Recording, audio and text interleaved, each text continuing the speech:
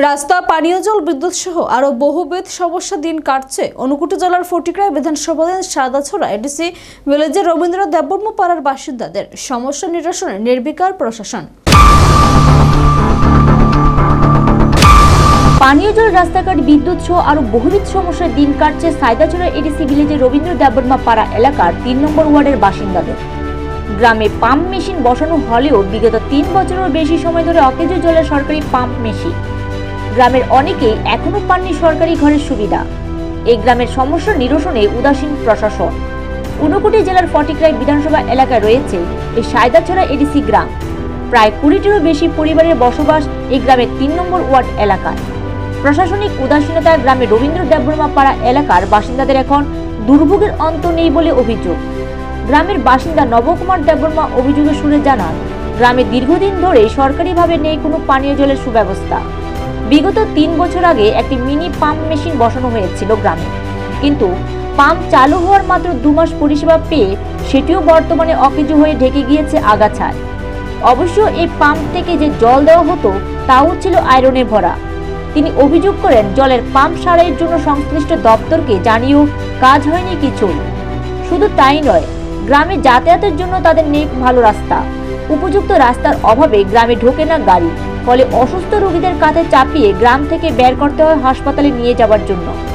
গ্রামের অনেকে এখনো পাননি সরকারিভাবে দেওয়া ঘরের সুবিধা পর্যন্ত, ফলে ভাঙা ঘরে দিন কাটছে অনেক পরিবারের।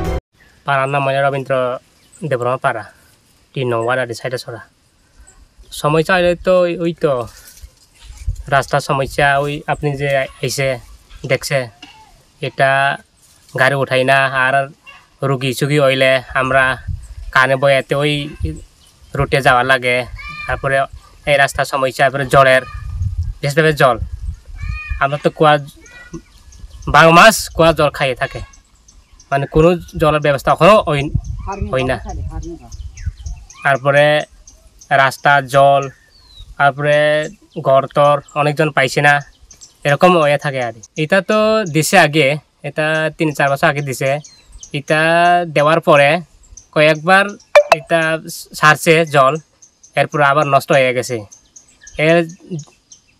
এর নষ্ট হওয়ার পরে আর ঠিক করা হয়েছে না। এখন মাত্র আয়া এখন ঠিক করবো না, ঠিক করতো না, এটা তো করতে পারে না। এটা দিলেও এটা খাইতে পারে না, এটা আয়রন তো। এটা শুধু স্নান করা লাগে, এটা দিছে আর খাইতে পারে না। এটা ধরো ৩ বছর বা ৩ বছর হইতে পারে দেবার। আর ২-৩ মাস মতন জল পাইছে, এরপরে তো আর নষ্ট হয়েছে। বারবার অফিসে ফোন করছে, তারপরে কয় এটা ইলেকট্রিক ডিপার্টমেন্ট জানে, ইলেকট্রিক ডিপার্টমেন্টে জানাও। তারপরে ইলেকট্রিক ডিপার্টমেন্ট তো নাম্বার নাই। এরপরে আবার কল করছে অফিসে, এটা আমি জানি না, এটা অফিস ইলেকট্রিক অফিসে জানাও কয়া। আমরা তখন চাই রাস্তা, বিশেষভাবে রাস্তা, জল, ঘর এই পাইলে মোটামুটি। এদিকে গ্রামের অপর এক বাসিন্দা ননিয়া দেববর্মাও জানালেন তাদের করুণ অবস্থার কথা। তিনি জানিয়েছেন, গ্রামে সরকারিভাবে জলের কোনো ব্যবস্থা না থাকায় বাধ্য হয়ে নিজেরাই গ্রামে খনন করেছেন কাঁচা কুয়ো, আর এর জল খেয়ে জীবন ধারণ করতে হচ্ছে তাদেরকে। তিনি জানান, কুয়োতে প্রায়শই সাপ, ব্যাঙ সহ বিভিন্ন পোকামাকড় পড়ে গিয়ে নষ্ট হয়ে যায় সে জল, ফলে কিছুদিন পরপরই সম্পূর্ণ জল তুলে ফেলতে হয় কুয়ো থেকে। গ্রামে বিদ্যুতের সমস্যা প্রকট হয়ে উঠেছে সম্প্রতি। বর্তমান সময়ে গ্রামের মানুষের রোজগারের ব্যবস্থাও তেমন নেই বললে জানালেন ওই বাসিন্দা।